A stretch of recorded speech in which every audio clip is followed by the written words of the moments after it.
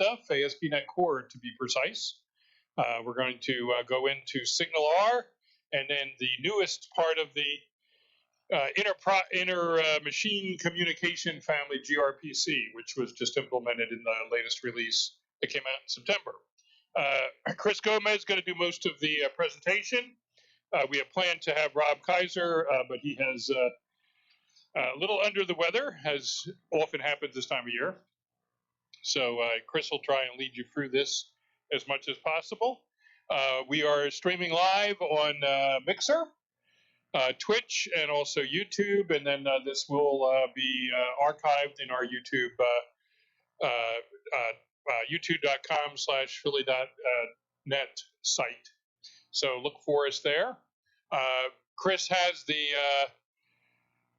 instructions for the lab up on the screen, so you could use that shortened URL to get to the lab. But basically, we're going to walk through some demos. We'll probably take a break about halfway through, and we'll do some club announcements and business and stuff like that. So I'm going to turn it over to Chris. You ready? All right. Welcome, everybody. Hey, thanks for braving the rain. And it looked like maybe a little more traffic than usual. I was coming from the non-traffic direction, and I didn't feel so good for the folks coming down 202 this way. So, well, southbound, right? So, fortunately, I got lucky there. So, this is my little trick for trying to take the relevant link for the night and put it behind PDN and the date of our meetup. So where does that lead you? That will lead you to our GitHub page, where we do our best to try and provide some documentation for the night. This is not as complete as you may have seen from me in the past, so apologies about that. But the idea here is both that you can follow along and copy some code instead of trying to type and keep up.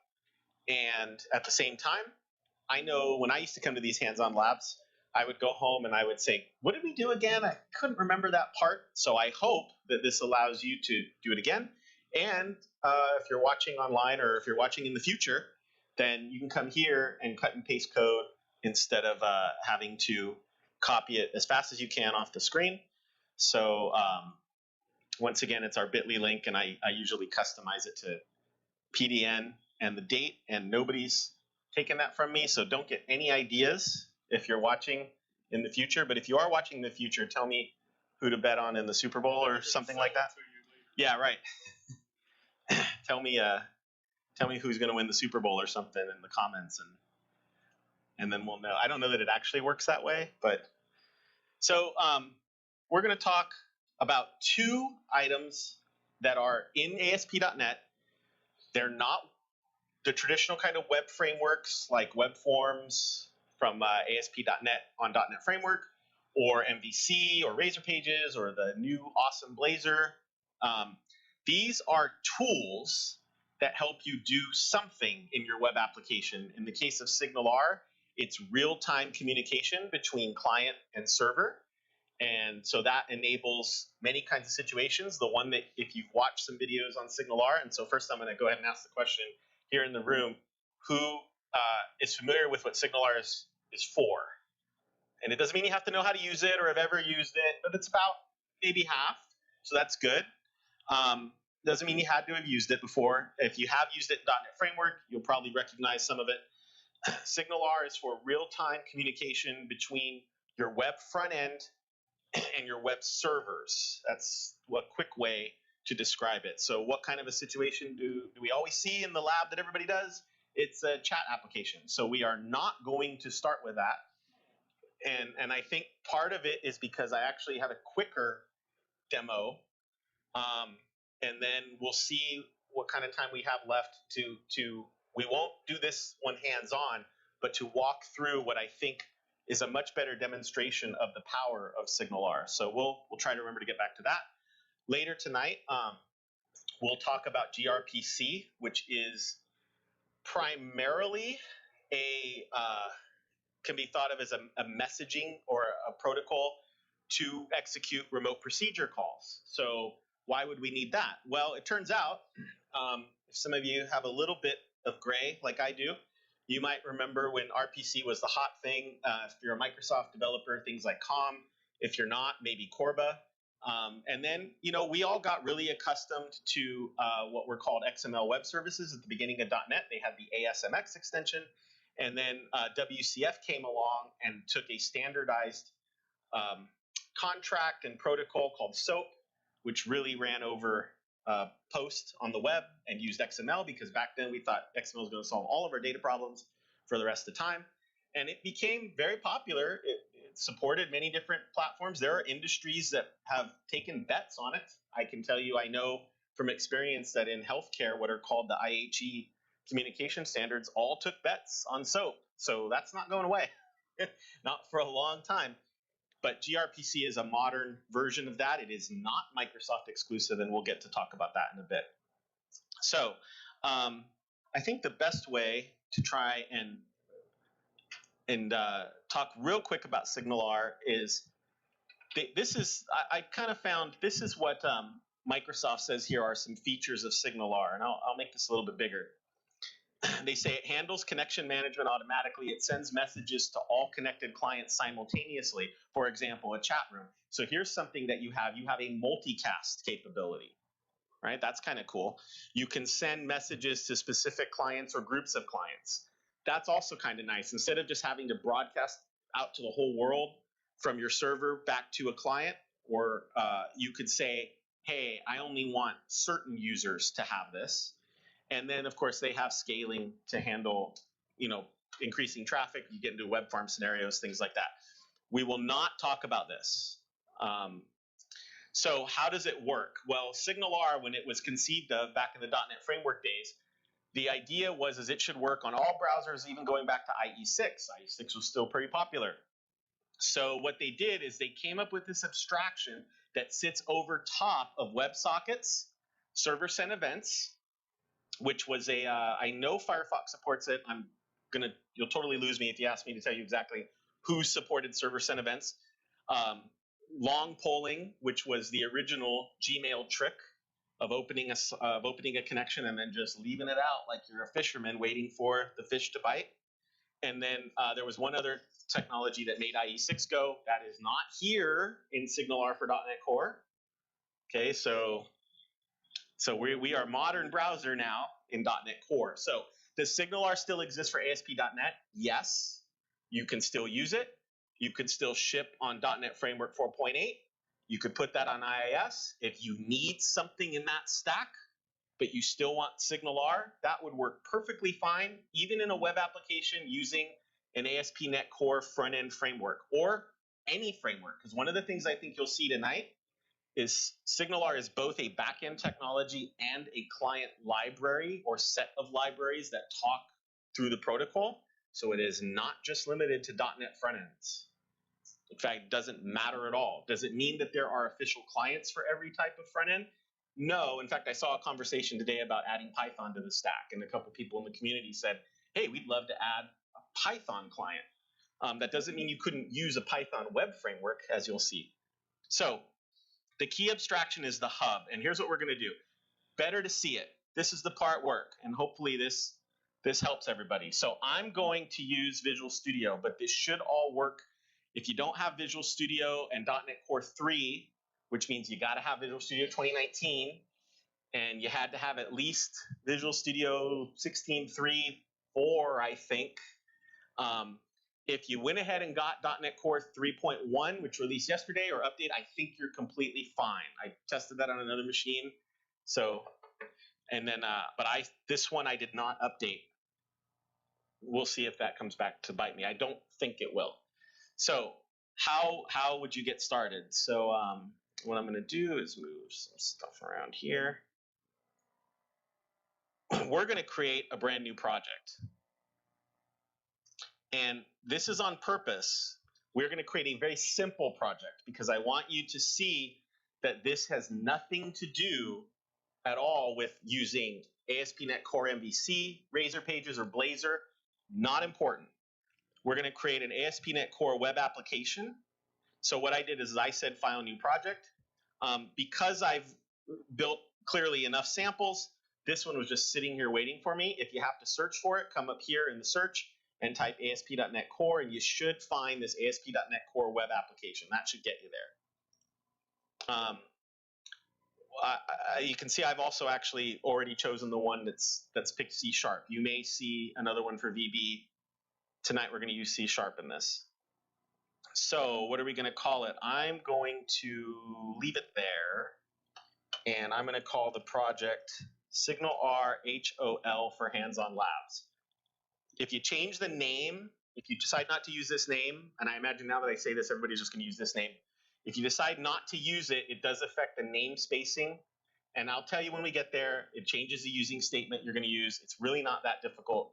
But I think now that I said that's probably the warning, right? Everybody's just, let's just use this. So I did SignalR HOL. You see I did some funny capitalization. If you're following along in the lab, you could cut and paste this directly, just if you want to make sure you're absolutely right. Okay, now when you create an ASP.NET Core web application, you then get a second screen of choices. And there's nothing wrong with you picking any of these. This will get you a Razor Pages app. This will get you an MVC app. You could get, Angular, React, and Redux ready templates, but we are going to pick empty, and we're doing that on purpose. You don't have to do this when you decide to implement SignalR on your own, but what I want you to see is this is not tied to any ASP.NET framework. Okay, so when you create, if you haven't created empty before, it could be a little intimidating because all you get is a program CS and a startup CS. That's it. And fortunately for us, program.cs, which really is just intended to bootstrap what's called the host, and it happens to be a web host for this particular application. We don't have to touch this. This is ready to go. So what are we going to do? We are going to go ahead and dive in and create our first hub. I had said that SignalR works on an abstraction of hubs. So the idea is you create a hub, and then your users connect to the hub, which you can kind of think of as like a meeting room. And then the hub can call out to the users that are connected, either running specific methods that you would write in that language, therefore JavaScript, if you were doing JavaScript on the front end. And the clients can make calls back into SignalR, and it will even trip breakpoints right in your app. It's really kind of freaky when that all happens. So we're going to start with that right now. And you don't necessarily have to create a folder, but what I'm going to do is take the hub and put it in its own folder. So I right-clicked on the project. I said add folder, add new folder. And for me, I have to come and rename it. But for you, you could go ahead and take advantage of it when it was setting up. And we'll call it hubs. Okay, now inside hubs, we're going to create a class. And you can do this again through Visual Studio. The class is really not that complicated. So if you just want to make a new blank file, that's fine too. But if you right-click, and if you're in Visual Studio Code, you would just create the folder and just create a file in here. You're not going to get, like when I right-click on hubs and say add class, I'm going to get a little starter class. But it's not important because we're not writing a ton of code for this. And this class is going to be called the ShapeHub class. You don't have to call your hub something hub. I think it's become somewhat of a convention to do so, but it's really not required. In fact, one of the things, if you're coming from .NET Framework, SignalR, and you were a big fan of it, you might remember that it relied heavily on the dynamic support in .NET Framework. Everything was duck typed, right? There was a little bit of a choice here to make static typing first class, and it turns out that actually helps us a little bit. So I'm just going to say create a ShapeHub file, and just for review, that's now sitting in the hubs folder. There's not much special going on in here, and so it turns out these using statements are fine.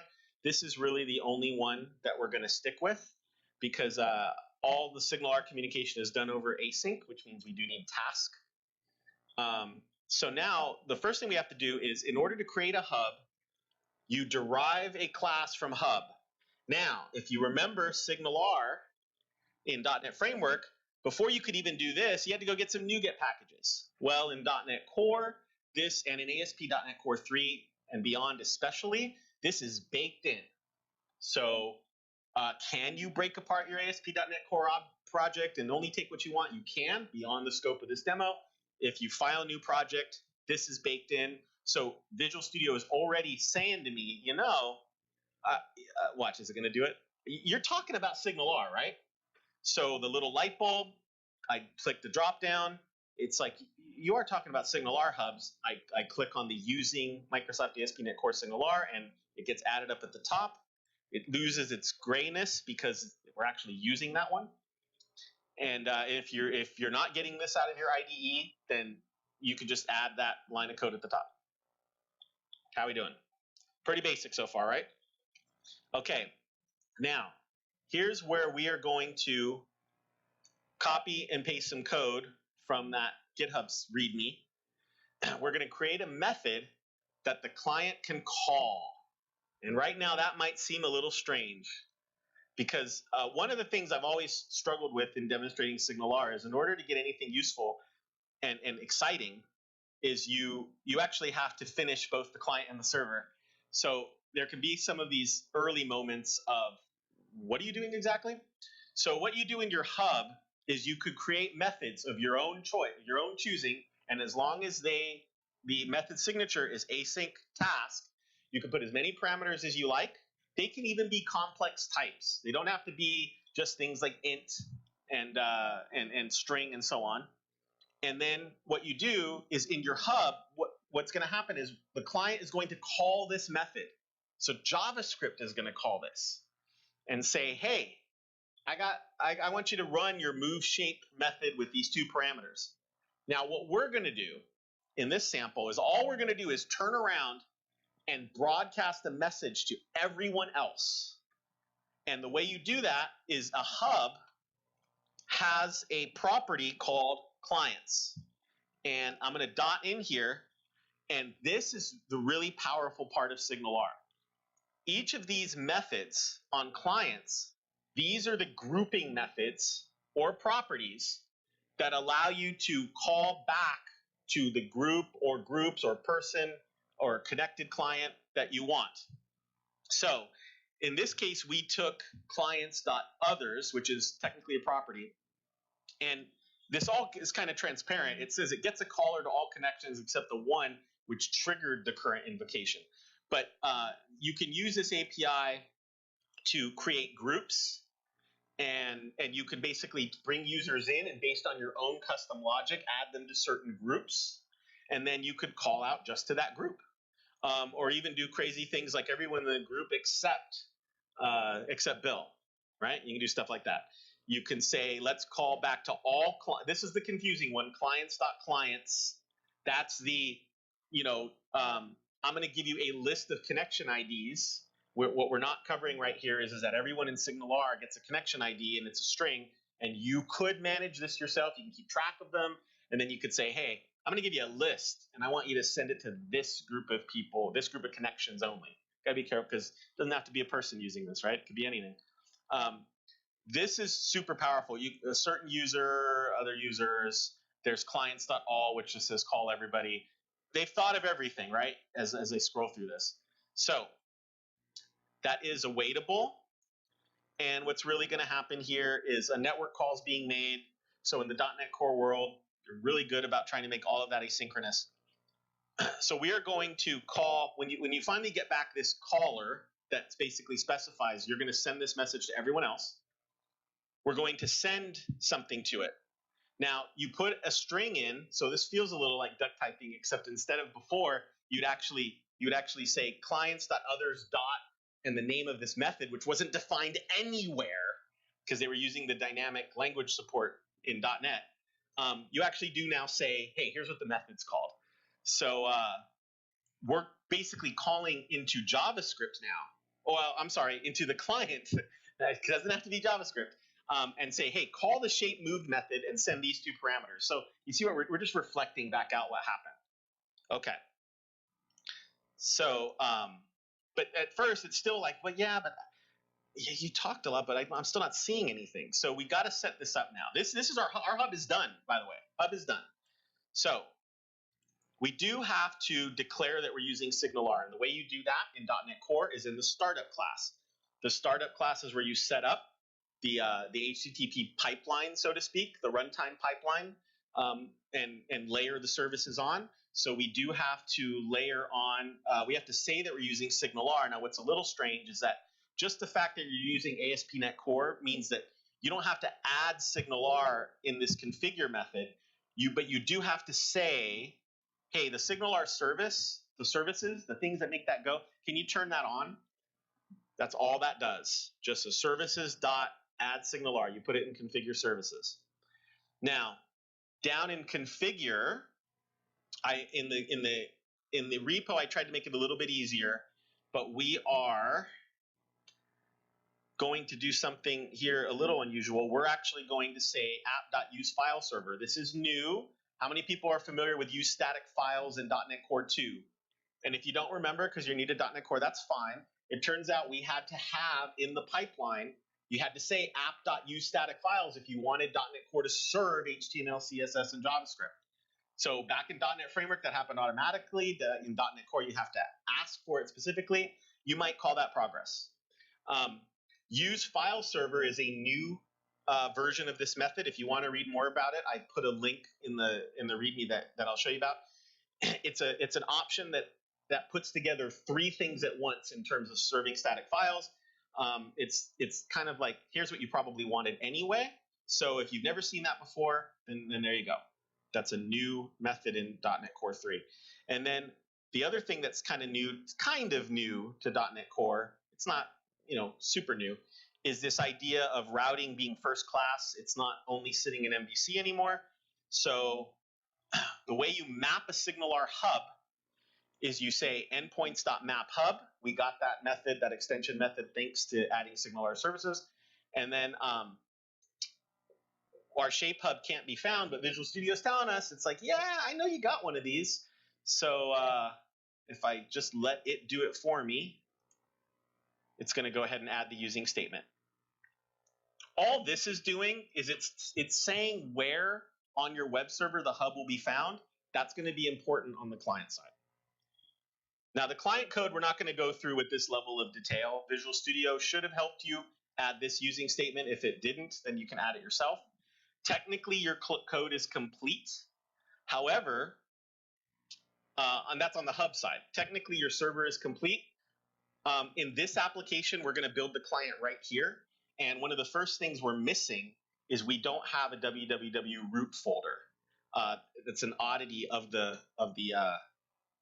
empty project. So if I say www root, if I create a new folder, www root, automatically it gets turned into that cool icon that signals to you that, hey, this is where .NET Core is serving static files out of. That's a little bit of a change if you're new to .NET Core and ASP.NET Core. It's not like the MVC days or the web form days, or just whatever you threw in the root of your project was also going to get thrown in the root of your IIS website. Here, you specify what goes in there. And of course, that carries over to Linux and Mac and so on. By doing that, I automatically got this app settings thing set. We don't have to worry about that. So the question is we're going to need an index HTML, and where are we going to get it? Well, what I did is, if you are, let me show you how to find this. So if you are here on this site, we have the READMEs automatically displayed. Scroll to the top. We have the files folder, and here's index.html. I find the easiest way. I should have put the link right there in the README. Is if I click on it and say raw, this is a much easier copy paste. What I should have done is I should have taken, and I should do this later, is take this URL, put it right in the README. So does that make sense, what we're going to do now? This is the part where I hope we don't lose anybody, is I'm going to add a new item. I don't really care what it is. It doesn't have to be anything special. Just a text file is fine, but I'm going to call it index.html. and then I was just going to paste this in. And so to go over that again,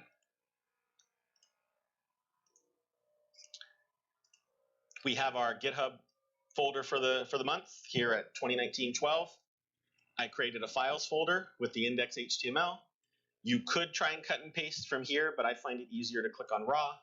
And again, if you're watching this in the future, hopefully I've taken this link. Actually, watch.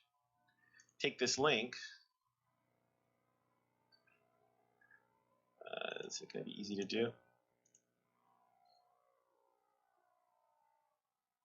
Yeah, I'm not signed in, so I won't try to do anything crazy now. Did that make sense to everybody? Is anybody lost on that? Everybody's good? So what's going on here? Okay. First of all, you can see we're using jQuery. That has nothing to do with SignalR and ASP.NET Core. If you've come from ASP.NET's version of SignalR, that was a dependency. They never were able to get rid of it. It is not a dependency here, but it lets the functionality of the app be done in one line of code. So if you hate jQuery, I'm totally fine with that. It's not the point of it. You do have to include a SignalR library, which we have not added to our project yet. We'll go get that in a second. Let's take a look at what does it look like to use SignalR. Okay, this is jQuery. We're not going to worry about that. What you do in the JavaScript client is you create a SignalR Hub connection builder. It's going to know what that is because you've included the SignalR client up above. And you got to tell it where its hub is. Remember, we defined that as a /shape hub a little bit earlier in the routing. And they're using a builder pattern, if you're familiar with that. They're using that here as well. So there's actually other methods you could look at the JavaScript client. There's also a TypeScript client if you prefer TypeScript. Then what you do is once you have your connection, then you start defining on it methods. And you basically say, okay, if somebody calls for shape moved, that's what this next line of code is. So to be clear, I'm now talking about this. If somebody calls for shape moved, and you might remember we do that in the hub, then what I want you to do is call this function. It takes 2 parameters, and then what you want to do is set some parameters on that shape. That's not SignalR, that's jQuery. The point is you can write as many functions as you want here using the connection.on syntax, and you're basically exposing an API inside your client that can be called by the hub. So this is two-way. The hub's got an API. So far, our method in there is called moveShape, and our client has an API, and its method is called shapeMoved. And it's totally up to you what you call it. It's just that you use strings to declare it in the JavaScript client. Then in the .NET Framework timeframe, right after this, I'll get your question. In the .NET Framework timeframe, if you didn't declare all the methods first and then did a connection.start, then the methods that you declared afterwards would never work. And because I lost enough time with that, I made sure to always tell everybody in the presentations. It turns out that I haven't thought to test that yet, but I think it's the same. I'm almost positive it's the same. So that little safety tip cost me a bunch one time. You had a question a second ago. I did, but I think I figured it out. You mentioned 2 different names. 2 names sound like they also shape. Yeah. Shape moved and move shape. I might have said them backwards, maybe. I might have. I believe you. I certainly could have come out of my mouth backwards. Shape move. The name where it says connection.on. That has to match what the server's going to call. Yeah, so connection.on. So the question is connection.on, what the observation was it has to match what the server's going to call. The way I like to think of it is that's the API I'm exposing to be called by the hub. And you got to use this syntax, and you go, oh, okay. If you squint a little bit, you can see it, right?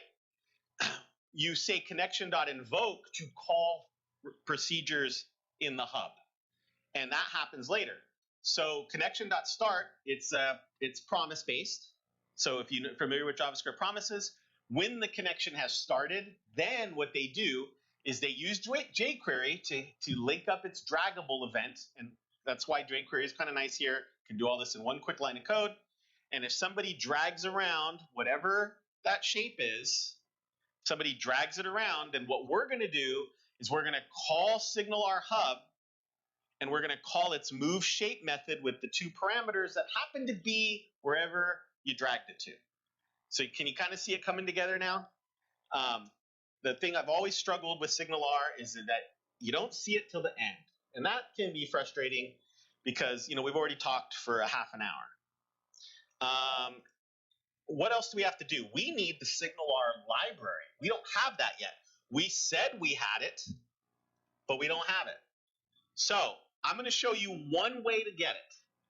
There is a newish feature in the Visual Studio 2017 15.8 timeframe. This is why I call it newish, is it didn't ship with Visual Studio 2017. If I remember correctly, they shipped it in 15.8. I can't tell you when that was. It's called Library Manager.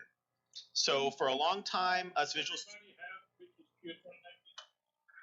for the most part, Who does not? Because you need to sit on that.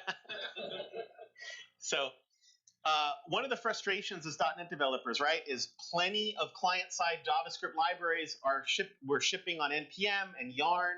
And you know what would happen is even within our tooling, you would get the library and then you'd get a node modules folder. And what's the average number of files in a node modules folder? This is just like playing the marble in a jar game.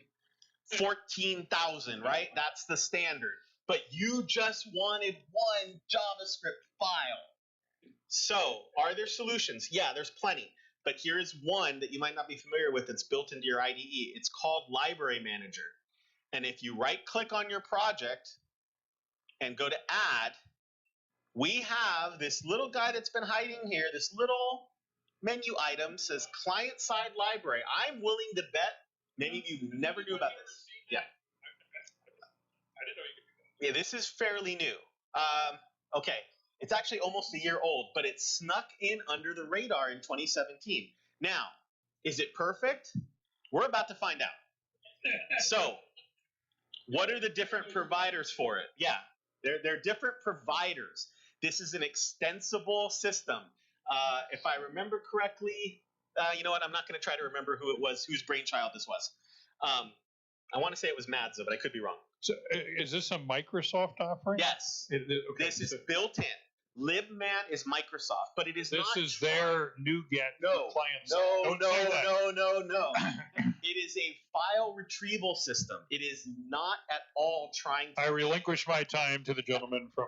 That's what I was just gonna. I was like, we gotta stop that right there. This is not a replacement. It is not Yarn. It is not. Nobody's trying to do anything.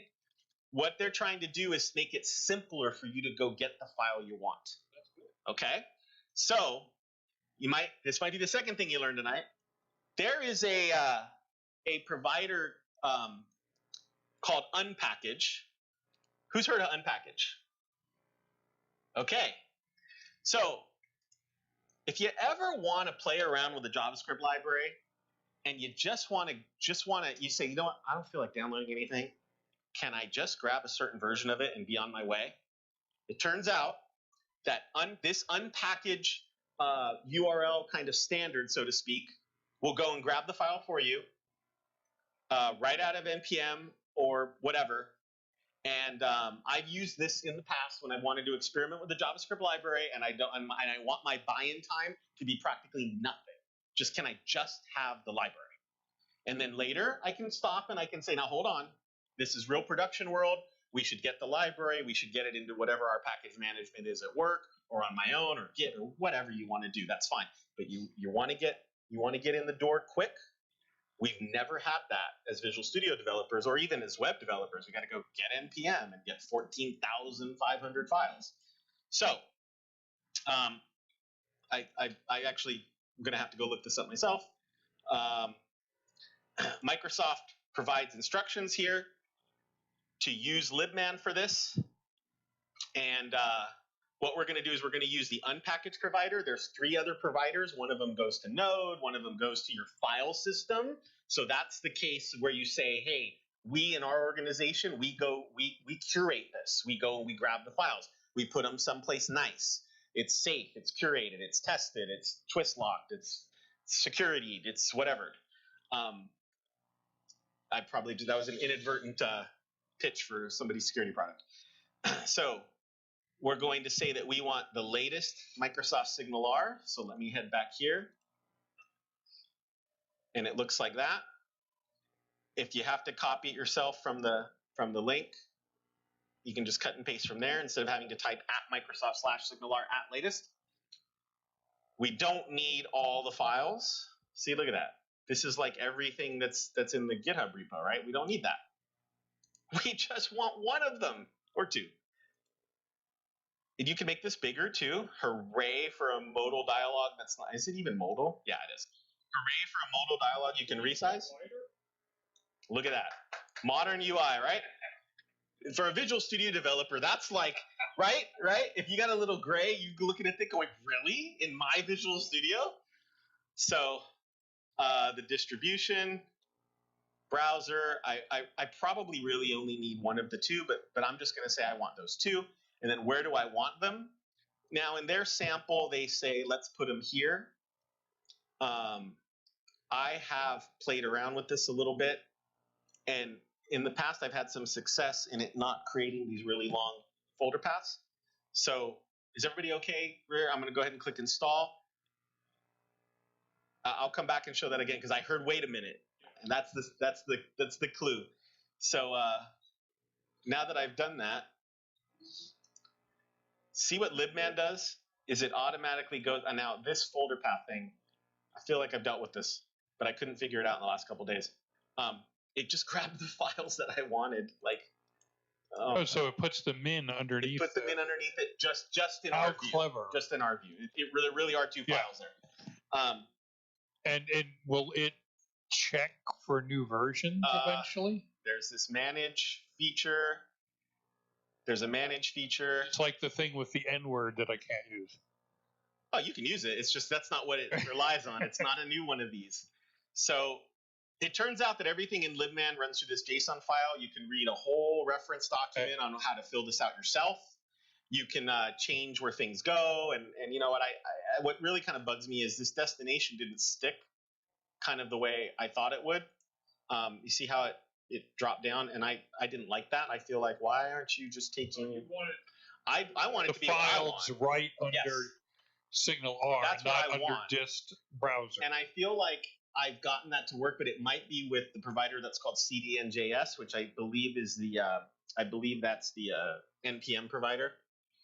Why they didn't just call it NPM is wrong. And unfortunately, this isn't a talk on libman, so I was refreshing my memory on this. Anyways, I recommend you take a look. It might be something you like because then it could alleviate a little bit of the burden. You even got the ability to tell libman that you want to pull files every time you build or not. Because it turns out I find teams work different ways. Some want that, some don't. So it's extremely, this little JSON file that you see is extremely flexible, and you can basically do what you want. Now, based on what I did, the JavaScript path ended up being a little longer than I wanted. If you have to modify this because you're not seeing it at www.root.js, SignalR dist browser, SignalR.js, that's the place to do it. But we should be ready to rock here. And if you've already been brave and hit the play button, you should be going. So I'm going to go ahead and hit build. I happen to have IIS Express set. That's not required. I know that's a big old boo from Bill. Because there's nothing wrong with using when it's the named project, that means Kestrel. And then if you're really awesome and brand new and use Azure Dev Spaces, that sounds like a future talk, right? I agree with you. I agree with you because what is that? That has no meaning to anyone. And every single person that's ever done .NET Core has asked me, what does that mean? Everyone. So it's confusing. It should at least say, it should just say Kestrel. You're right. Or maybe not. User voice right through the, we probably should user voice that. That says I always want to use. Yeah, I hate IIS Express. Is that what it? Little broken heart check marks. All right, so I'm just going to click this. Hopefully everybody's okay. You might have even already tried it. It comes up in my default browser, which, oh no, it doesn't. Visual Studio will use whatever you want, and I think I had it set to Google Chrome. Still not very exciting, right? So what? Red shape on the screen. Okay, fine. Let's open, and it can be whatever you want. I'm going to open the Edge beta. I mean, I can open 5 browsers. I can open a bunch of browsers, okay? So what does that code do? Let's try to remember what that code does. It seems like what the code does is when somebody grabs that draggable and moves it, it fires a message to the SignalR Hub, which then turns around and tells all the other clients that it moved, and this kind of magical thing happens. If you actually were building something that was real time, you could consider throttling this. You could consider, I mean, you can do anything you want. You could put this, but as of right now, it works pretty well. The next question someone's going to say is, what if you had 10,000? Well, yeah, sure, I can move either one. So what if I had 10,000 clients, right? Well, I don't know what your limit's going to be, but then you could start writing code to throttle the message because it's sending those messages as fast as it can right now. So what does that look like? If I come into here, on this nice small resolution, woo, look at that. And let's go to the shape hub and let's set a breakpoint here. This is going to be a little crazy. Okay. When I drag this, breakpoint fires because what happened? JavaScript world sent a message over SignalR, the SignalR client, and it said, hey, call move shape and pass a couple parameters. All right, well, what did you pass? You passed 6 and 3. Okay, let's now call a method on everybody's client. Well, except for mine, because that's the choice they made, clients not others, and call that shape moved JavaScript, which we have down here. We could drop into Chrome and we could breakpoint this. And what's going to happen is you'll see this fire, and I know it's not going to work. I know I could enable JavaScript. That's great. Let's not do that. And it's basically going to, I'm sorry, I picked the wrong one, didn't I? This is what's going to fire. And so hopefully I just didn't confuse everybody. Shape move is this function is what's going to fire because when we created the connection, we told it, if anybody calls for shape moved, here's what I want you to do. Do I have to put that function right there in line? If you're super familiar with JavaScript, you probably already know some of the answers to this. I could use arrow syntax. I could go, the X looks kind of lambda-y, X, Y, throw it out. I could put a function name there and then go define it somewhere else. Or I could do an anonymous function right here. It doesn't have to be the way I did it there. All right. Who got the shape to move around? See, now I'm stuck on a breakpoint. So let's continue. And then it's like, I got another one. Yeah, I bet. Did I break it? Did I break it when I did the breakpoint? I wonder if I broke it. So yours is not moving. So my suspicion would be that the SignalR library didn't fire up because of stuff like this not being quite right, this path being exactly like this. If this didn't quite get listed in here for you using libman. So the shape moved. Oh, so shape moved. Right. Move shape was from the hub. We did that back at the very beginning. You should have a method. And unfortunately, this is the problem. That one is called move shape. The other is called shape moved, right? Move shape is the server's API. You can call the hub and tell it to move the shape. And all it really does is turn around and tell the clients, hey, why don't you run your shape moved with the same exact parameters? This is kind of the foundation for some gaming, maybe.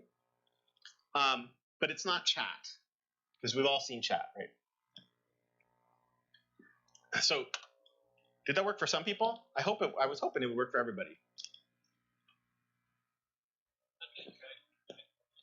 It's not dragging.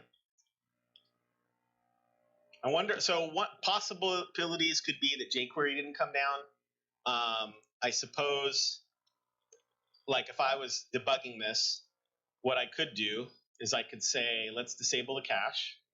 And then when I refresh, I can see SignalR made it fine, jQuery made it fine, but I'll break something intentionally. Because probably some of the first things that I would be thinking about is, okay, like this would now break it.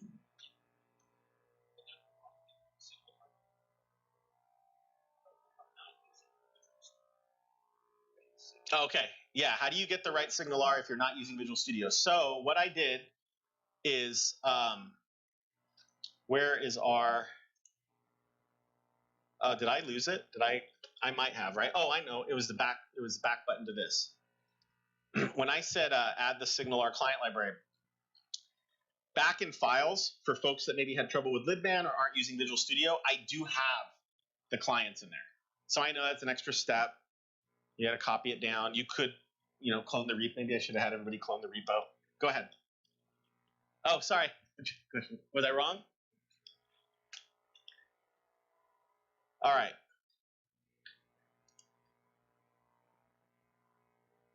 So there's the question that I had when I saw a demo like this, or even saw the ubiquitous chat demo, is, okay, what if I'm not doing chat? And it kind of feels like all you can do with SignalR is when something happens in JavaScript, turn around and fire some other JavaScript. You kind of get that impression when you watch these demos, right? So it turns out I have a better one. And no matter how I sliced it, we'd probably spend a couple hours trying to do it. So what I'm going to do instead is show you that you should strongly consider when you head home. Besides, actually, this isn't a bad tutorial. So yes, it is chat. You'll yawn and everything. But this is the ubiquitous chat demo where you're going to say hi, Sheila, and hi, Hannah. Oh, they even have Spencer in here, so they shout out to Spencer, right? But the official samples from the ASP.NET team, these are more in depth. And what I'm going to do, because I do not think I have them on this machine, is I'm going to clone them very quickly. I remember when we used to say clone very quickly on the MTC internet. But that was quick. That was very nice. So Rich is over there like, were you shouting out this? No, that was super fast. So awesome. And inside these samples, there's a couple that are really interesting. One of them is, let's see if this runs as is. I'm going to open the whiteboard. Now the whiteboard you're going to see is kind of a grown-up version of Move Shape. And as you can see, I just did code, so I can get it open in Visual Studio Code very quickly. And let's even see if I can get it running very quickly. Or should I have done this am I going to regret it and wish that I did this in Visual Studio? I just don't know that I've updated this in a while. And it looks like I haven't.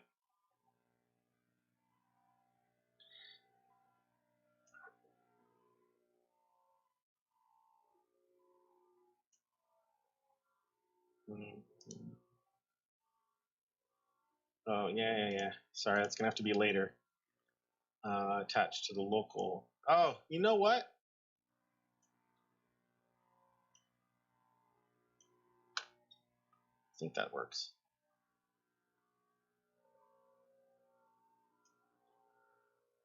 Oh, you got to be kidding me. Okay.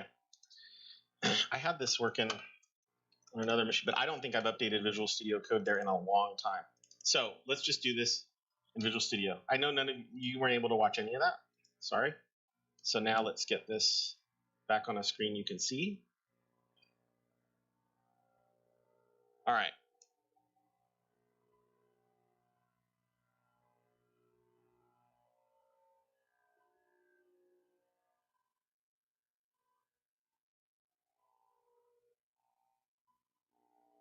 And I need a second one of these.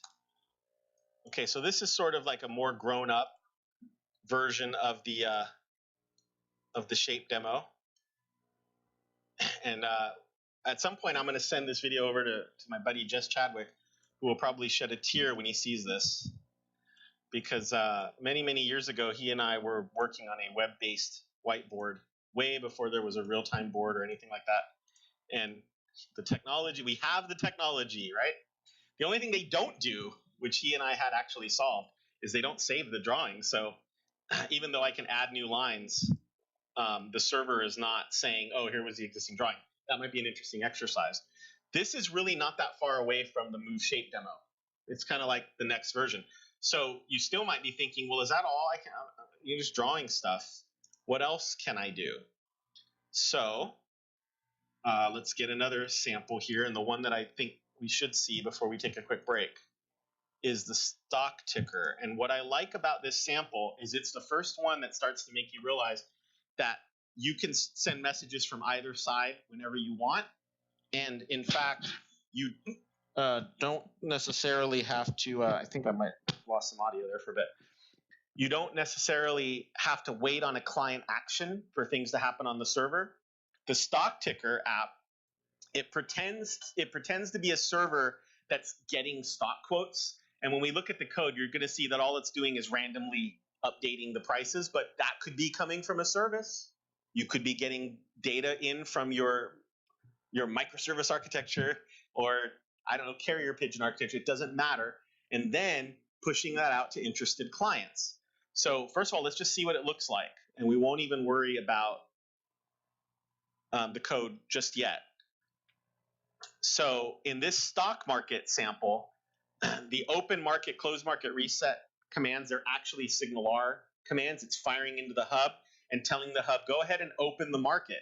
And then now the market, whenever the market realizes that a price has changed, it sends a message to the JavaScript, to the SignalR client, to all connected SignalR clients, which don't necessarily have to be JavaScript.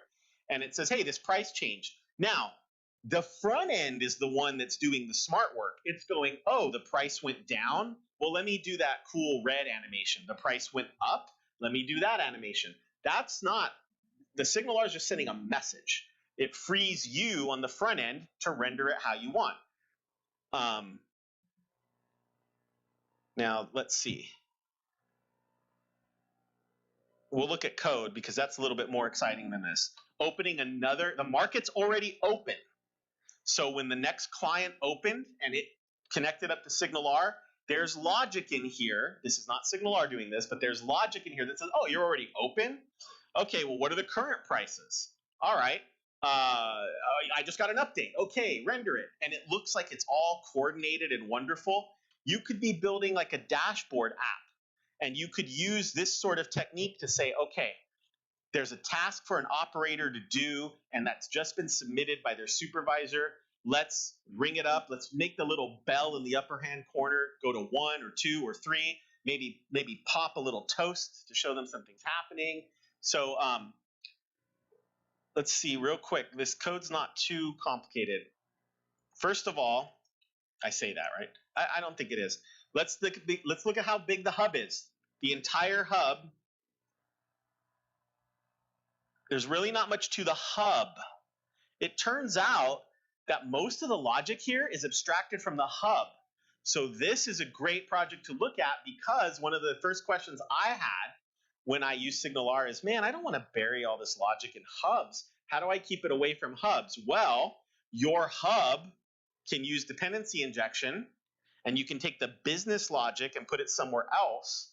And then just to make sure that you've written this really great set of business logic, go make sure you can run the business logic in a console app that has nothing to do with SignalR at all. So you've proven to yourself that this is just a front end for that service. Just imagine stock ticker as a service, and whenever somebody comes in here and says, hey, can you give me all the stocks? It just goes out to the service and says, yeah, sure. I'll get all the stocks and I'll send them back to you over SignalR. This is really just like a remote procedure call. JavaScript called in, the client called in and said, hey, can you run open market? Yeah, sure. I'll run open market for you. Okay, so the logic is actually all here. And it wouldn't have to be in the same assembly. When I used to do the stock ticker demo, I would pull that out to show that it could be a totally different class library. It could be a network call for all I care. All of this code is about, they do take the hub in, and the reason why the service takes the hub in is because, so now we have a hub, we built a hub, but using the hub's iHub context, it's an interface that's provided by SignalR. This now allows other code to take actions that you normally would have had to have been in the hub to do. For example, Do you want to, let me see if I can find where they use the hub context. They do use it, right? They didn't just take it and then iHub context hub. Oh, yeah. Everywhere they say iHub context hub, I'm sure. So where are some references for that?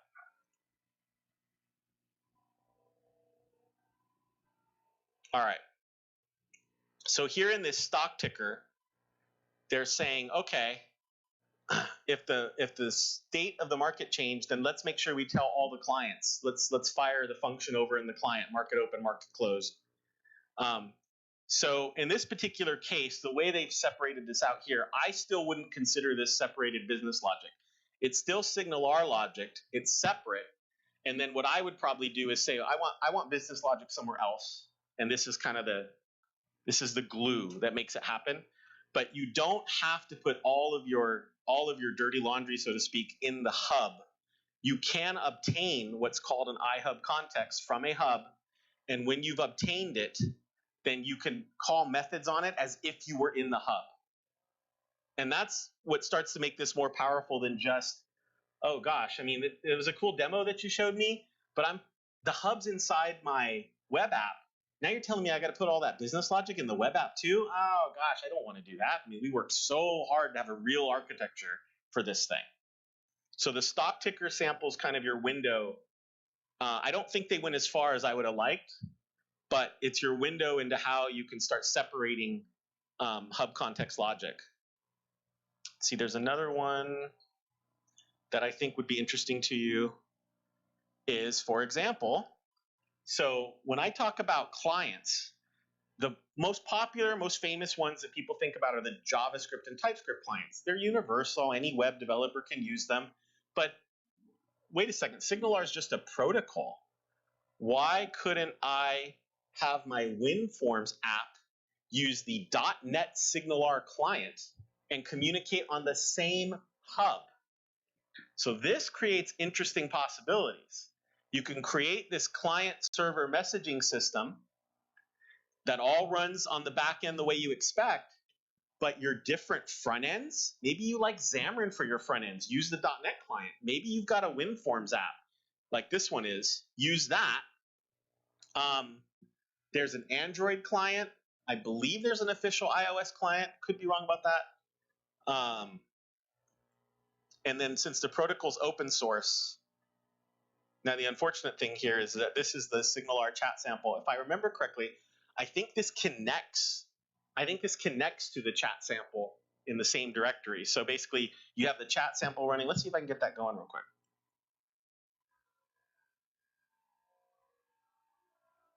And this should at least make you think about the possibilities here of cross-platform. It takes a little bit of a, so here's the chat sample. And this is from their sample.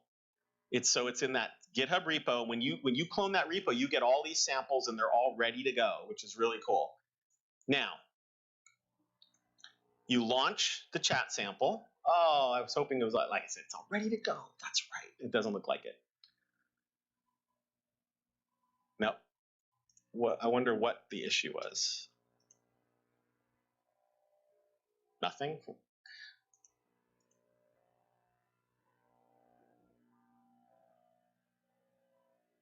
Okay, let's try that again.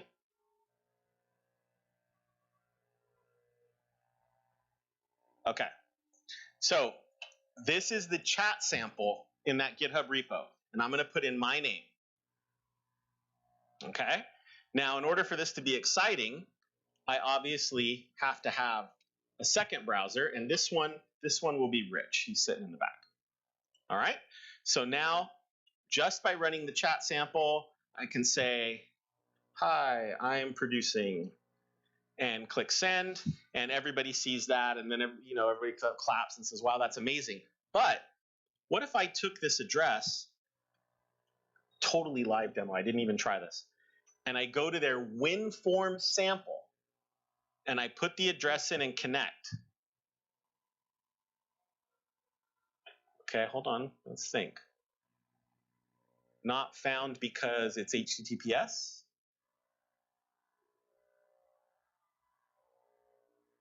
Not found because I did it wrong. I bet you the hub is named differently. All right. So theoretically, we should be able to connect to the same SignalR Hub and see the same chat messages. That does work. Now, what I'm wondering is, because like I said, I didn't even bother trying to see, I wonder if these samples aren't compatible, or maybe they just haven't updated one or the other one. I wouldn't be shocked at all if there isn't a whole lot of clamor to update the WinForm sample. But the point is that, oh, look, they have their own hub. So I guess it wasn't meant to be. It doesn't seem to me that it was meant to be. No, wait, that's still the web host. I'm looking at chant sample, sorry. I need to look at the WinForm sample.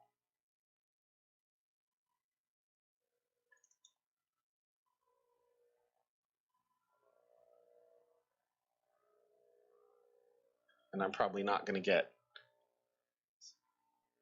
But let's see, what does it look like? What does it look like to call? Remember how we had some of this connection builder and connection on stuff in the JavaScript client? You have to have some kind of client for .NET. This is the .NET client, and it's basically saying, okay, when somebody connects, let's build up that connection just like we did in JavaScript. Let's start declaring an API that can call into me and say, hey, when somebody calls broadcast message, then go call on send. Where is on send? It's somewhere else. So it's all the way down here.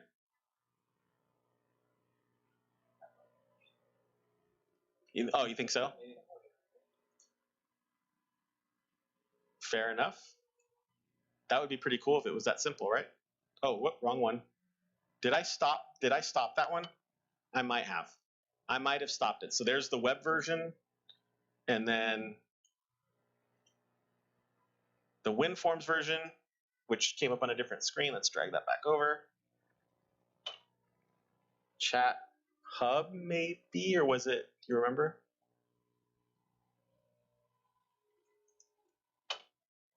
I should go look instead of guess, right?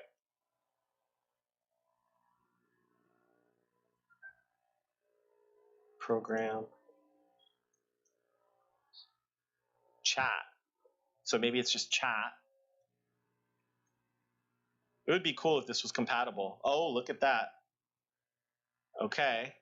So here I am in WinForms, a WinForms app that just connected to the other chat sample running in IIS Express on my machine that I happen to have a browser for open here. So let's see if we can get these both side by side.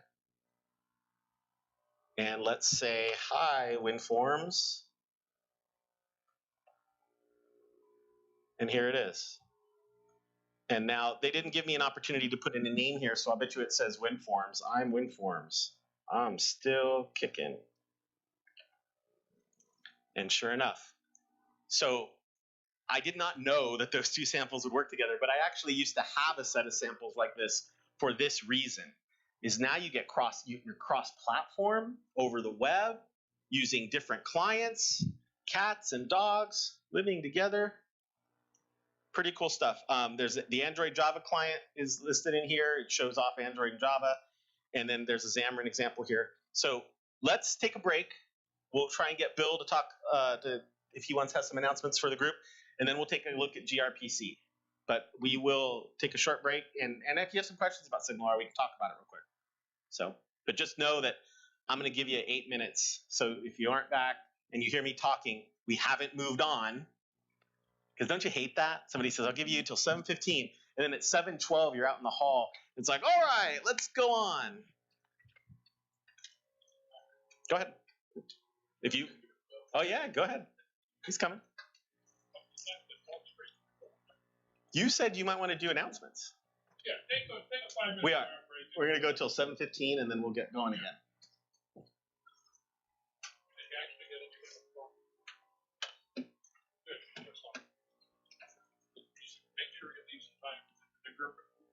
We need a better name for it. GRP? gRPC. Oh, gRPC? Well, it's not my name.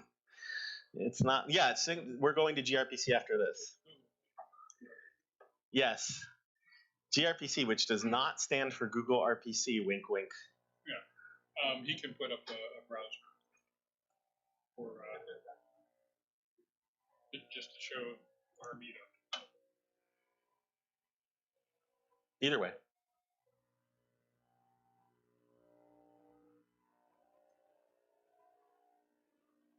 We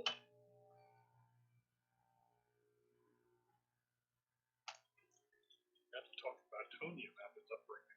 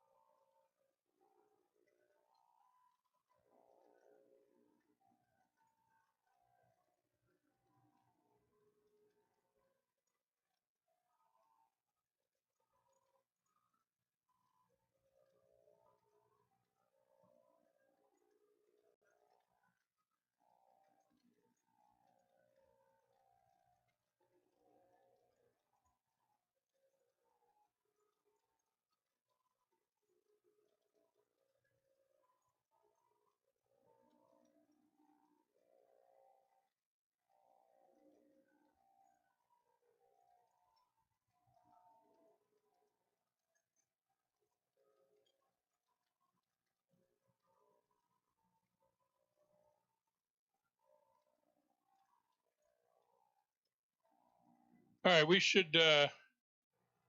You ready? We should do a couple quick announcements so Chris can finish up gRPC. We keep well on the screen right now. You'll see that we are showing our mixer signal, and are any of you logged in there? Because sometimes people sitting here also log in. But you can see there's about a dozen people online. They ask questions and sort of interact with the session remotely, and we've been doing this for a year and a half, almost 2 years now, over 2 years. Time flies. But great thanks to Rich Ross and Chris Gomez. They sort of keep that running. Just a little pitch for them. They have a podcast they do every. Do we call it a podcast? What do you call it? You live stream every week. So they use the studio downstairs and they do different topics. And it's called the Dev Talk Show. And tonight they're going to do Azure API Management, or APIs as some people call them. Very cool topic. You should know about that. But you don't get to see that live, but it is going to be on Mixer and then archived to YouTube, and you can see all sorts of interesting tips and tricks there. So let's go to Meetup, and if you go to our Meetup, you see, for those of you that don't come here all the time, we usually meet twice a month. We do one lab, which is what we're doing tonight, and then we do one general meeting.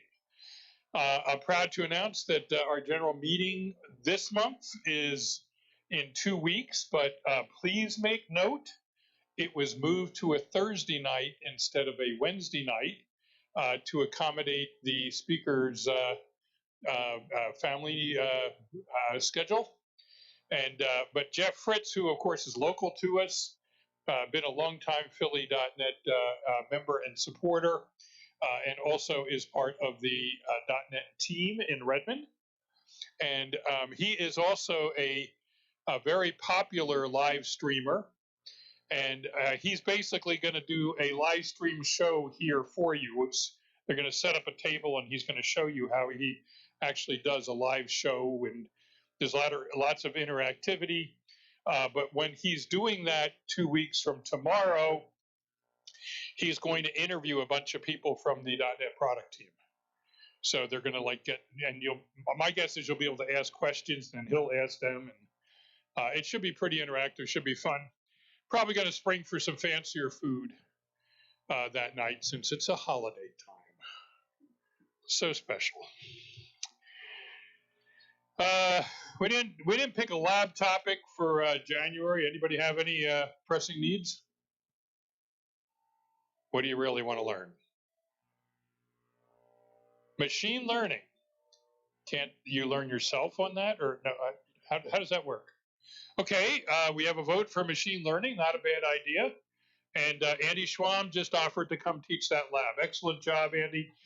We'll see you the first. Everybody clap for Andy. And that'll be the first Wednesday in January.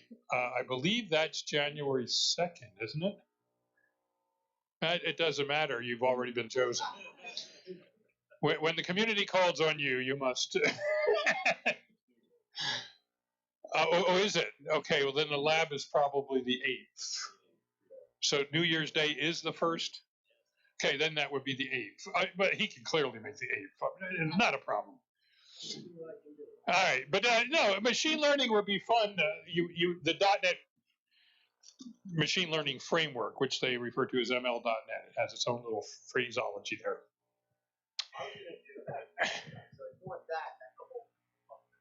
That's all right. We'll pay you twice what we paid the speaker tonight. All right, scrolling down a little bit, there is a meeting in the third week of January, and Mike Molesky, who's a popular speaker at our code camps, he is going to show you a different angle on containers. Rather than show you like how to build containers, he's going to show you how he uses containers to streamline his development process. So he's going to show you how he uses them for testing, debugging, and things like that. Should be an interesting talk. That night is going to be hosted by a local company from Bryn Mawr called Graphite, and they have a very interesting product. It's basically, I know you don't want to hear this, but it's sort of a codeless development environment, and I'm just interested to see what it is. But that's a local startup in Philadelphia that's gaining a lot of traction. And then I just heard from Carl Franklin. He might come by. They're doing a road trip that has to do with Blazor. So he is going to either do that in February or March. And finally, Code Camp. This is a moment of silence. This will be our 30th Code Camp. Do I hear a big woohoo? Excellent. Okay, but I'm trying to get some extra sponsors and speakers for that. You know, sort of make it a little grander effort. But you know, the same old drill, as always. And we are looking for the call for speakers is open, so think about signing up. And we'll see you in April. Other than that, pretty much will be the same as we always do.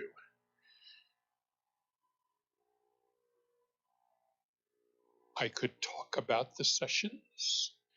We're going to try a little bit different at Code Camp.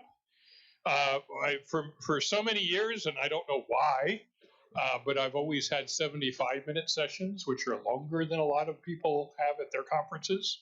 So we're going to try something different. We're going to make the general session 60 minutes. And what that's going to allow us to do, at 8:30, we're going to have a 30-minute session. And then at 12:30, we're going to have another 30-minute session. So we're going to have 2 mini sessions during the day. So there'll be 7 time slots instead of 5. And the reason that might interest you, if you ever thought about speaking, it's a good way to get started if you just want to do like a half-hour talk about something you'd like to do at work. Half hour is a lot easier than 75 minutes, or in my case, I often talk for 7 hours. But give it some thought. Look for the call for speakers. It's on the link to Code Camp. If you just go in there, there's a link and it takes you right to it. So other than that, the other thing I should mention, there is a special event on January 6th. It's an all-day event here in these 2 rooms, and it's called Azure Data Fest. And I help run that, so it's sort of in conjunction with Philly.net. And what's good about that is it's all Azure and data analytics. So all of that cool stuff that Microsoft just made a lot of new announcements about analytics on Azure. And I'm giving 2 talks there, and I'm sure some others in the room may be doing as well. So look for that. Just look it up. It's called, oh, you are quick, aren't you now? Yeah. And I have no idea what the Liberty Bell has to, or where the Independence Hall has to do with this presentation here in Malvern. But what they should do is show a nice big picture of Wegmans. Because that's where we are in this neighborhood. It's the center of life. So, all right. So that's stuff that's coming up. Hopefully you have a good holiday if we don't see you in 2 weeks. And have a nice night. All right. Okay. So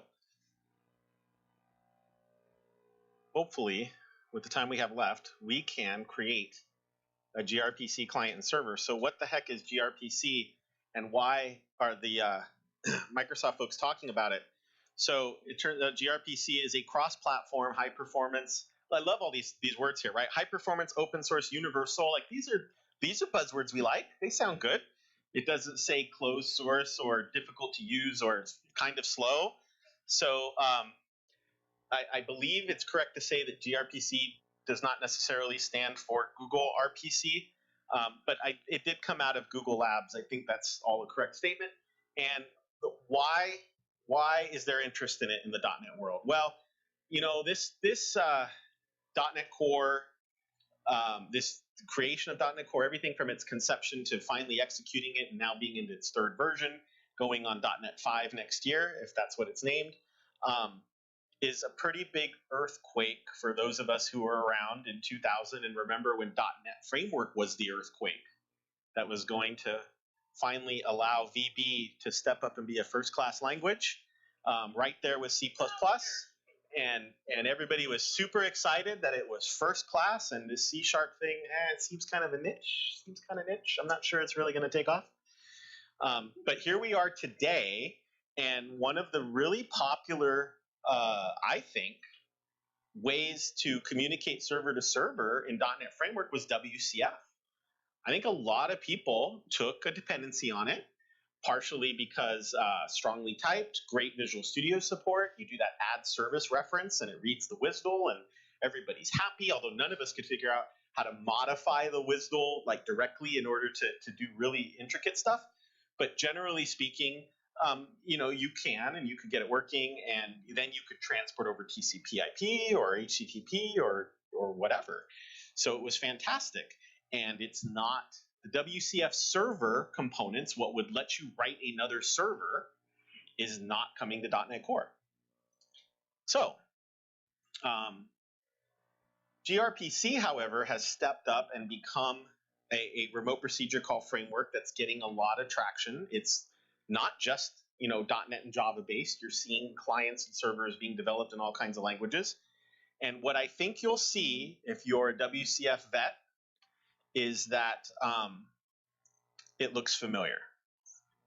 So why? Well, you have a service definition. That sounds familiar.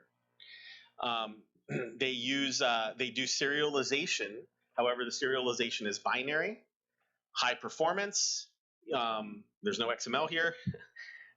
And another feature that we probably loved from SOAP, or I use loved and SOAP in the same sentence. How did I do that? That's got to be. It's got somebody. If anybody had that on their bingo card. But it generates clients. Okay, you can, just because it's strongly typed service definition stuff. I don't care if you're in JavaScript, C#, Java. There should be a way to generate a client from a proto file. That's what they're called.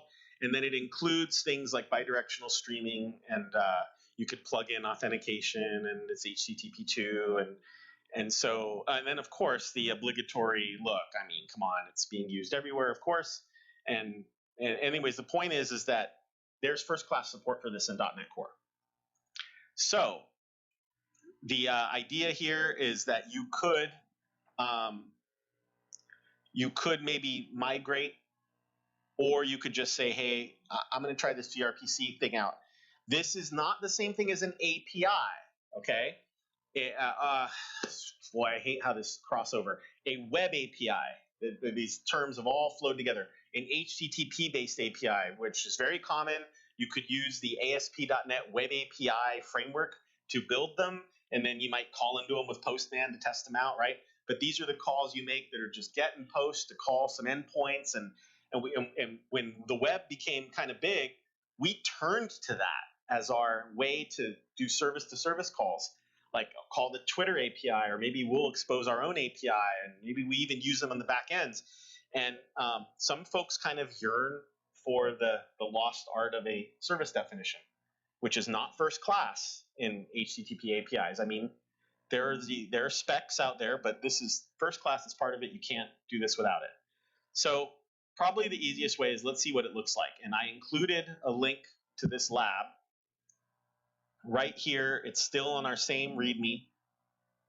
And this lab's pretty quick, so I think we can get through it in the next 30 minutes, okay? So I'm going to scroll aside, and the first thing you're going to notice is that unlike the SignalR project, where we did everything in one instance of Visual Studio, it's not that we can't use one instance of Visual Studio, but we're going to need two projects. We're going to need a client and a server. So now that I've done all that, okay. Let's get a new Visual Studio opened. Oh, it's really not pointing at me. What as it really is. All right. And like I said, Visual Studio has first-class support for this, which just means that when we file a new project, we're going to find a gRPC service in here. As long as you have .NET Core 3, which I think everybody here seems to be ready for that. So if I just say create new project and I type gRPC to search, then I get a project template for creating a gRPC ASP.NET Core service using .NET Core, which is a nice big mouthful. So let's call it, they call it gRPC greeter, which I'm going to do just in case there's some namespace issues that come up later. And you're going to see this is really simple. It's just going to be kind of a call and response thing, but I think it'll give you the idea. The first thing you're going to notice, or at least, actually, let me be fair. The first thing I'm going to point out to you, because it took someone to show me this, is that if I go to Program CS, and where is it going to be in startup? Okay, so in startup, we have a new, just like we did an add SignalR earlier, we want to do add gRPC to basically say, yep, we are supporting gRPC in this app. Make that a little bit bigger. Sorry about that. I realized as I looked at it, like, that looks normal size. That's probably not good for the audience. I don't need static files because this is not traditional web. But we still use the endpoint support to say that we're going to map a gRPC service, and this is strongly typed and takes the actual service that you're using. So this is a little weird because we just went through this whole thing in .NET Core to make endpoints, to pull it out of MVC and make it something that can be used generically. And now it is getting used here to set up the ports for this app, to set up the ports for this service. And one of the things they do here is they give you a service out of the box. So we're going to get to take a look at how it looks. The other thing is, no, this is not demonstrating the hosted service. So we won't talk about that. One thing that .NET's always been missing, ASP.NET anyways, is we've been able to build websites. But what if you just wanted to build a process that stayed alive forever? I think a lot of us probably figured out how to hack that out in the .NET Framework timeframe. But what you'll see in .NET Core, they didn't use it here, that I can see, is the hosted service, which is designed for just that. It's just something you run at the console. It's meant to live essentially forever, but it doesn't have to be a web server. So in order to create a service, first of all, I think we're going to see some NuGet packages in here. Yes. Let's say you then came to me and said, well, that's great that this is file new project. I've already got an app. You want to take this NuGet package, gRPC.ASP.NET Core. It's maintained by a gRPC group. This is not a Microsoft thing. It doesn't mean that Microsoft loves this, but I think this is a little bit more of that indication of like, hold on, you know, the Apache license, we're not in control of it, so don't worry, we're not here to come and there's still a lot of fear out there that if Microsoft gets involved, they're going to try to trounce it, right? Yeah. So in order to, we had WSDL in WCF to say what a service looked like. In gRPC, we have this proto file. This one happens to be called greet.proto. There's this really tiny gRPC logo next to it that none of us can see. But if I double click on it, we can see what does this service definition look like. Well, first of all, someday this definition will probably change. So we say right up front that this is using Proto 3's syntax. And then in order for this to work and play well with .NET likes things in namespaces, right? We can't even put, some languages like Python, methods don't have to be in classes. Same thing with JavaScript. But in .NET, that's the world we got to live in. So this option, and there are options for a lot of different platforms, basically jumps in and says, hey, you know what? If you are creating a .NET client, then put it in the gRPC greeter namespace. This is the service definition that says, okay, I've got a method called sayHello, and sayHello takes a hello request, which isn't any .NET type that I've heard of, but you can see a little bit of foreshadowing after this on line 13 and 14 there, and it returns a hello reply. So what's kind of cool about this is you don't have to just return and define primitives. You can make complex types in the form of messages. And here's a message called a hello request that says, I happen to return a string, a name, and then hello replies also happen to be a string message. And I think I pulled up, because one of the first things you're probably going to ask now is, okay, so what kind of value types can I use? And in the protocol buffers documentation, you can see there's doubles, floats, and 32s. They get encoded for different languages. They've got it listed here: C++, Java, Python, Go, Ruby, C#. So this is all got to get mapped, right? This is what happens when you say we're going to have a service definition environment, and we're not just going to duck type everything, and the JavaScript developers might be laughing at us a little bit, but whatever. We're going to be happy. Trust me, we're going to be happy about this. So does this run? If I just click, I could click Control F5. But the point is that I'm trying to see what happens here. Okay, I've already, if you've never done the gRPC stuff before, did it open a browser for me?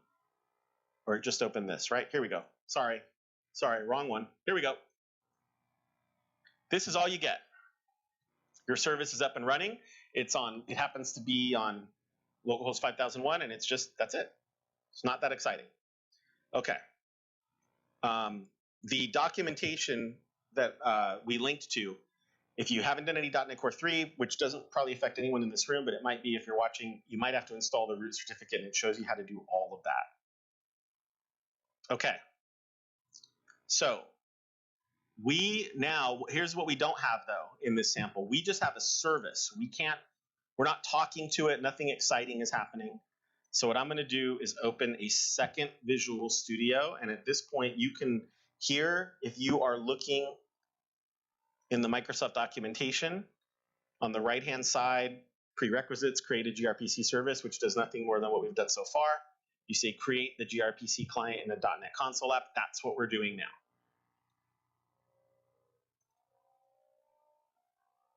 Now, this is nothing more than a console app. So I've already got console apps sitting there. If you don't see this in your list, this just shows you, this is just saying, yeah, you must have made a few of these before.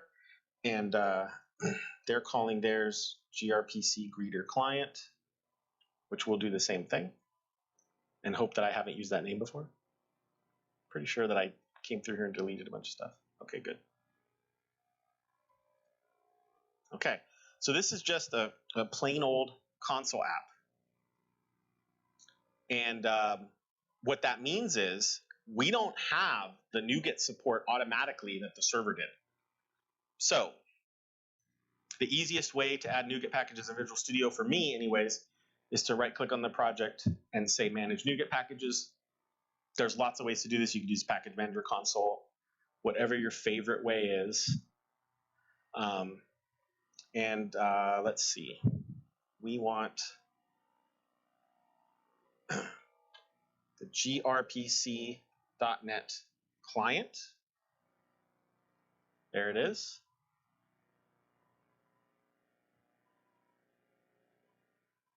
So when you click on this, say install, that's gRPC.NET client.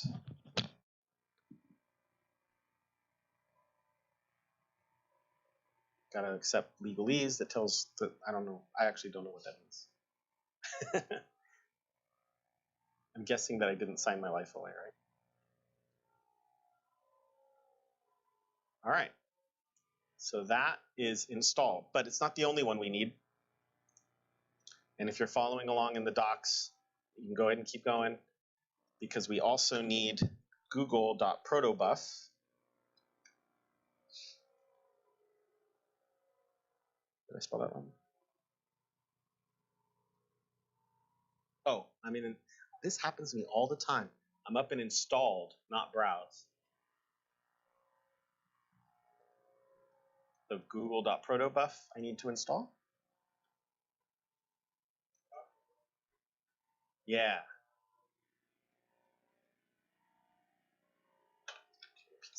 Did you see John Skeet's name on there? Or just, was it? Cool. And then gRPC.tools. So those are the three. In the docs, they talk about using Package Manager Console. If you're in Visual Studio Code, we talk about using the command line to do this. But it's all there. Even Visual Studio for Mac instructions are there. Okay. So unlike the server, which we kind of got everything for free, we're doing this on our own here. And now that we have these three, did they get installed or did I not click the install button on them? Did I really do that? No, it says uninstall. Oh, I know why. It's searching. Yeah, it's narrowing it down. So the three are, I just wanted to make sure we could all see the three are installed, and they are. So the next thing we need is we need a proto file. Okay, so where would you get a proto file in real life? Well, I'm actually not sure compared to WSDL. In the WSDL days, somebody might say, hey, go to this link. I don't know. I'm just gonna say right now, I don't know if there's a standard around where you can expect to find them. But we're gonna put it in a folder called protos. And we need to copy the file from the other project. So the way I'm gonna go find it, because who knows where it is on my system.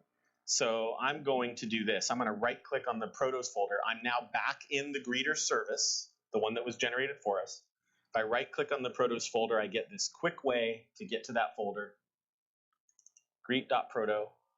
And then I'm gonna move it out of the way so it's still here off screen so that I can switch to the client. And then, see if this works. Drag it in. There we go. And then if I open this folder up, you can see that it was copied. It was copied to that client. Okay, so we have the proto file here. Good. Now, I believe, so the documentation says they have you do a lot of stuff in the project, but I think that we can also say add service reference, just like we did in WCF, and say add a new, and so there's some interesting news if you haven't been in this screen in a while. We were talking a little bit earlier about web APIs, HTTP APIs, and how there's no real, they didn't come born with a service definition. Well, there is a spec out there called Open API, and look at that. We're not going to look at this right now, but that looks like an interesting future thing to look at. But there's also add new gRPC service reference, and you can say, well, you can add it from a URL, so maybe I do tell you it's out on the web somewhere, or let's do it from a file. Let's pick our own proto file, the one that I copied over. What kind of class do I want? Well, I want a client. I mean, I could generate server, client server, or just the message classes if I wanted. But in this case, we're going to say let's go ahead and generate the client from the proto file. And it generates it, and it tells me that it did it, and it says, oh, I can click the C# button to go straight to the generated code, and it tells you don't touch this. This is designer generated. And there's a bunch of stuff in here that, like, I'm not even gonna look at it because it's kind of scary. But it's a generated client that we can now use. So the next thing that they do is they update the program CS file. They change the main method. And I'm going to go ahead and cut and paste, and we'll talk about what they changed here. First of all, this is a static void main, and thanks to newer recent versions of C#, we can make our main async now, which is really cool. Now we can use a wait inside of it and not say like, oh, what do I do inside my main method? I know the usings are not quite right, and if I sit here and right click, I can fix them all. But if you look at the sample, they've got them up there for us. So this should clear everything up. We're using gRPC greeter, we're using gRPC.net.client, and then system.threading.task has to be in there because we are async, we're using the async await stuff. Mainly the task is the guy that we need. So what's happening here? This, I'm going to back out just a little bit so we can see all of this code. This might feel a lot like WCF. Our generated client gives us a channel. We tell it that we want you to talk to a certain address. In this case, it happens to be the one that's the other server's coming up on 5001. You could change that. It could be a real URL. Then what you do is you instantiate a greeter client on the channel, and then you start calling methods. And if we go back and look at the proto file had a say hello function that could be remotely called. So let's go take a look at what the code looks like. They generate a function, and then they throw async on it so that you can use async await. So whatever they're called in the proto file, you're going just like you did in WCF, you're going to get named methods that you can call, and then you can even go ahead and call it and pass in right here. Because C# lets me generate one of these types right here. Say hello required a hello request. Let's take a look at the proto file again. See how it takes a hello request and returns a hello reply. Well, I don't have to. I could create a hello request separately, but instead I can just go ahead and create it right here. And now I'm going to hover over the var keyword. What do you think we're going to get back? We're going to get back a hello reply. It's all type safe, and everything just works, so to speak. Now, the only question is I don't know if we're ready to go, but I think so. I think so. I think that's it. Famous last words with 14 minutes to go, right? So I still have, did I leave? What I got to find out is if, I don't know if I left the server running. I might not have. I don't think I did. I did not. So this is the service. I kind of wish that I would have called it gRPC greeter service now, so it would be super easy to notice. And the service is running. This would be sitting on your server somewhere or in a container or however you like. The only thing the client's going to do, it's not going to do anything more than go ahead and call. And because it basically echoes back the reply, it's not super exciting. Probably a little more exciting to watch it happen. So this is the client. And I'm going to get rid of the one that we tried. So let's watch the whole thing happen. Okay. Here's a console app that's waking up. And it's going ahead and saying, okay, let me create this gRPC channel. We remember from earlier that this was creating itself on 5001. It just so happens all that's the same. So let me hit F10.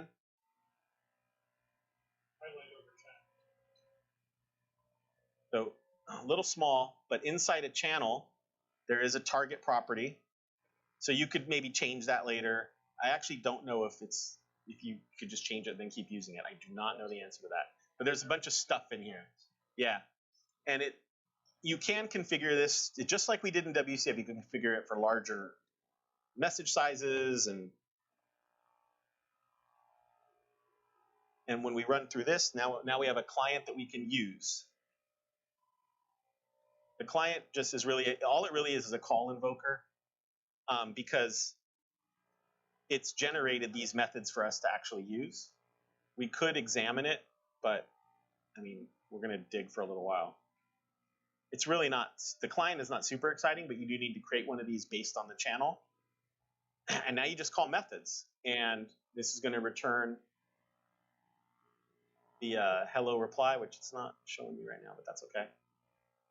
Hit F10, it makes the call, it comes back, it all happens really fast, and the reply is there, and all it does is echo back whatever the name was. I could go change the name. I could make it say Bill, I could make it say Rich, Andy, and then it just echoes it out. So it's not the most exciting demo, but it is a remote procedure call. Here I am on a client, calling out to a server, calling a method on it that was defined in the proto file. So now theoretically, if you take a look at it big picture, that service didn't have to be C#, it didn't have to be ASP.NET Core. It could be somebody in Ruby who tells you, hey, I'm really into this gRPC thing. Can you work with me? You say, yeah, I can work with you. In fact, do you have that proto file out on a URL? because my IDE is going to generate a client for me, and then I'm done and I can go to lunch. So that's pretty cool, and it might remind you of WCF and ASMX days if you kind of yearn for those. The contract here, we can add another method, and then you could even say like, hey, I'd have to regenerate. I could do it. I don't know if I could do it in a few minutes, but we could say we want an int32, and we'll say that it's a guess, and then the reply. I didn't want to say number. Let's call it like a prospect. So when it says At the risk of being wrong, I think it's. I wanted to say it's a default value, but I'm not sure that it is.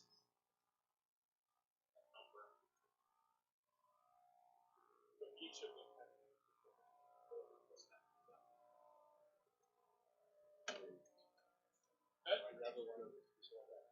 okay, so they have to be unique and order of parameters. So then if he has a 1 and a 10 and the requirements change, you can put 5 there. Now, is it unique per method then? Because you see how they use 1 in each of these.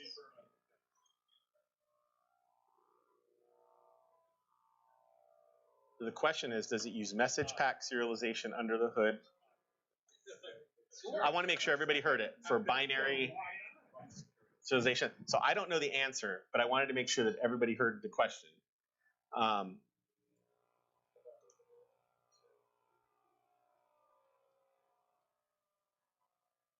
So basically, they took WCF, they renamed WSDL to Proto. They made the Proto in some odd language that is different from anything we're used to.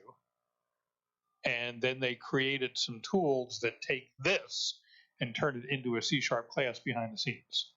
Yeah. That's basically what you just showed us. The one difference, though, is that, so in WCF was more flexible in that we got out of the box TCP/IP, we got SOAP, and we got that basic, and some other things too. It was so flexible that even the protocol could be shifted out by configuration under the hood. That's not the case here. The protocol is done. gRPC is going away, and that's the selling point. So this is lightweight and fast. Lightweight. You should be super thrilled. But WCF was extremely powerful and yes, right, and took a while to learn. It was Microsoft's. Yeah, like no doubt about it. WCF was. Could you use open standards like SOAP with it? Sure, but WCF was blue badge Microsoft. So, but the real beauty of this is this works Linux and mainframes, all sorts of environments. Let's take a look at the language guide here. Fast. And what port is it using to send back and forth? Do you know? So this happened to be on 5001, but that was because the greeter service is sitting on that. Okay. And that was defined in our... I don't know that it was defined in the proto. It was, well, it's probably in the launch settings thingy. Yeah, let me see if I can find the right project first of all. And then the startup class, right, is where I expect to see this. No, it would be in the launch settings thing. On your, you'd have to go I over. See what you're saying. Over there. Except I don't know. No, you're going too fast. I don't know that it would be in launch settings. Where the hell? I don't know that it would be in app settings. Where? It's under properties. Under properties, he said. There you go. Thank you. There it is. Application URL. I don't know. So let's see. I feel like this extension method is a little bit more powerful. Well, let's find out. Something tells me I wanted to believe that there would be another. There's no. I wanted to believe that there would be a second method. Nope. That lets you add more. Shows what I know. Nope. Now you broke it.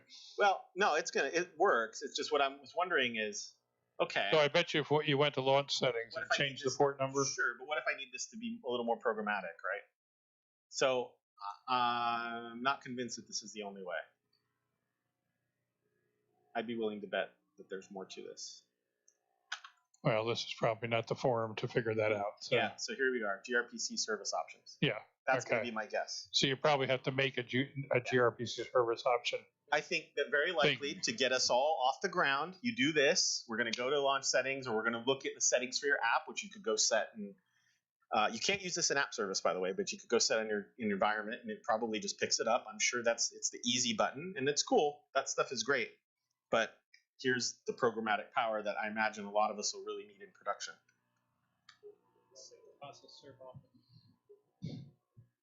Could it? I don't know the answer to that. So the question was, could the single process serve off multiple ports? In today's world, it might almost be easier to just run a couple containers, right, or a couple processes. So you bring up that container thing. So this is popular then for people that use a lot of container architectures. I'm really more postulating what you might do with it. Yeah. I'm not trying to say like it's the only way people would use it. You could certainly spin up a server and run 5 of these. The only thing about it being on different ports, though, is how would your clients know who to talk to if you change the port, right? Because your client's still got to call somewhere. So we're kind of back to that stuff. And maybe you could load balance it or something. I don't know. I don't want to guess the production answers. I'm kind of as new to this as you are, but go ahead. How does it get through firewall? It does know. So what we kind of determined here is that it does this greeter service, okay, that where we just use this simple extension method, add gRPC. It was using launch settings to run on 5001. We could change this in production to be a real application URL and port. I don't know if it's common practice to run this on 80 or to run it on another port. That's a good question too.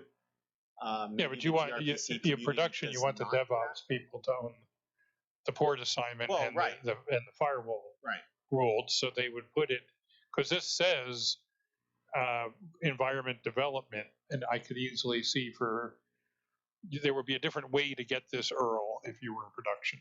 Yeah, and a good question here though is common practice for this to just live on 80 or 443, or to go off to, are people like to do this stuff on 2020, or I don't know. I do not know the answer to that at all.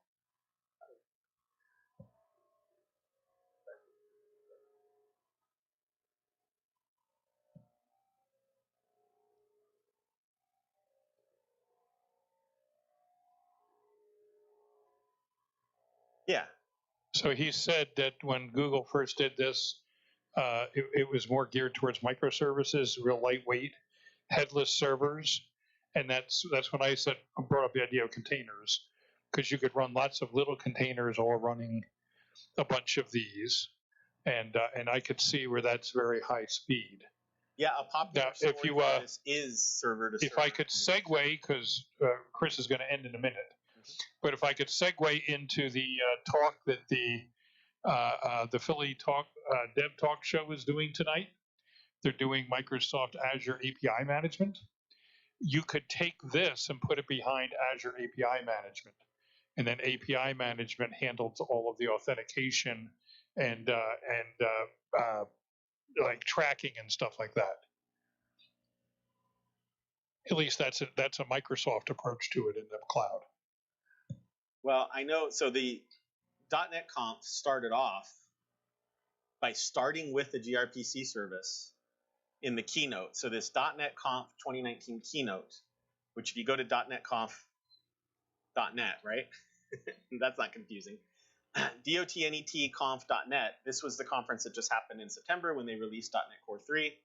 And their keynote session, they start with a weather service that they build with gRPC and then build on it from there, building websites and different applications and using Blazor. But that was the bedrock of it. And in the first 10 minutes, they have this thing up. And there's no doubt about it, it's compressed. I mean, it's only an hour 14 keynote. And I think only about half of it was spent kind of rocking through this stuff. They even end up with some IoT at the end, if I recall. But that's how off. So it's an interesting watch. They start off by creating a gRPC service, and then you can even sort of get the hint here on the right. That weather service is getting called by some cool IoT here. Yeah, there's machine learning in there, lasers in there. It's pretty amazing hour and 15. So I do recommend it. So how does gRPC handle streams? Can I have multiple streams in one of my? So far, all I've done is the simple RPC stuff. But I think that definitely. Say I've got a 2 gig file. And you want to stream it instead of doing like HTTP streaming or stuff. Is it more, good questions here, is it more reliable? You know what this sounds like is either half an hour or hour-long code camp talk where somebody investigates this stuff. And I'm telling you, Well, gRPC is faster, so it should be a half-hour talk. But I think there's a real opportunity here to help the .NET community with something that's new to all of us. So I know this is a simple demo, but you can try it again at home if you didn't follow it along tonight. And if you don't remember where it was, everything is back at tonight's bit.ly link, where I think if I go back one. Yep. So it's on the other screen. Today's date in front of PDN, and at the very, very bottom, I included as a reference, hey, you can head straight to that tutorial. So I look forward to hearing from you about how awesome gRPC is, too. So great job, Chris. A lot of effort went into this. It does help a lot. Chris maintains the repository on GitHub for our labs, so you really should go up there and poke around. It is essentially open source, so if you want to help Chris in any way, shape, or form, you can submit a pull request. You can add comments or say, here's another way to do it. This is a community, so anyone is willing to help us, that would be much appreciated. So I'm glad you came tonight. Hopefully you got something out of this. We'll see you in 2 weeks plus 1 day. So that's how we're going to do this. Datetime.now.adddays15. See you then.